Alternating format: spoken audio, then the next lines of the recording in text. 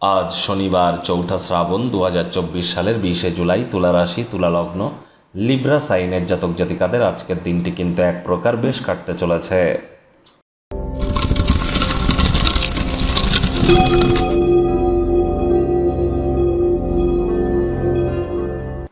ভিডিওটির শুরুতেই স্ক্রিনে আপনারা দেখতে পাচ্ছেন শনি মহারাজের প্রণাম মন্ত্র।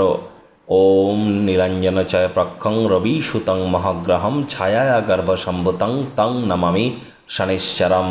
এটি আপনারা সন্ধেবেলার সময় ১০৮ বার করে জপ করুন। না পারলে অন্তত পক্ষে ৭ বার বা ২১ বার জপ করুন, অত্যন্ত উপকৃত হবেন। এ বিষয়ে কিন্তু কোনো সন্দেহই নেই। আজ শনিবার, আর শনি কিন্তু ৩০শে জুন, মাত্র ১৫-২০ দিন আগে শনি কিন্তু বক্রী হয়েছে, যার প্রভাব আপনাদের রাশির উপরে কি পড়বে অলরেডি চ্যানেলে ভিডিও আপলোড করা হয়েছে। সময় সুযোগ বুঝে দেখে শুনে নিতে ভুলবেন না। আর যতটা সম্ভব ব্ল্যাক বা ব্লু পরতে পারেন, সেটি আপনাদেরকে লাভান্বিত করবে। ভুলেও বেগুন এবং সরিষার তেল আজ যেন খাবেন না, কিনবেন না। ভাগ্য মিটার আজ আপনাদের বলছে 7.5 আউট অফ 10। ভাগ্য আপনাদের অনুকূলেই থাকবে, তবে স্বাস্থ্যগত ব্যাপারে আপনাদেরকে একটু সাবধানতা অবলম্বন করেই চলতে হবে। গৃহের বাইরে বার হন, বাইরের ক্রিয়াকলাপ আজ আপনাদেরকে লাভান্বিত করবে। নতুন উদ্যোগ পরিকল্পনার পাশাপাশি নতুন নির্মাণ কার্যের শুরুয়াত আজ করা যেতেই পারে। যারা চাকরিজীবী আছেন তাদেরও অফিসের পরিবেশ এক প্রকার বেশ, তবে অফিস থেকে বাড়ি ফেরার সময় খুব সাবধানে গাড়ি ঘোড়া চালাবেন, তা না হলে দুর্ঘটনা কিন্তু ঘটতেই পারে। আজ আপনারা অবশ্যই শরীরের পাশাপাশি মানসিক বিকাশের ক্ষেত্রেও আপনাদেরকে প্রচেষ্টা জারি রাখা উচিত। পরসমালোচনা, পরচর্চা, পরনিন্দা, রাগবিদ্বেষ, হিংসা, ঘৃণা, অহংকার বা ইগোর আশ্রয় নিলেই কিন্তু হতাশা আপনাদেরকে গ্রাস করতেই পারে।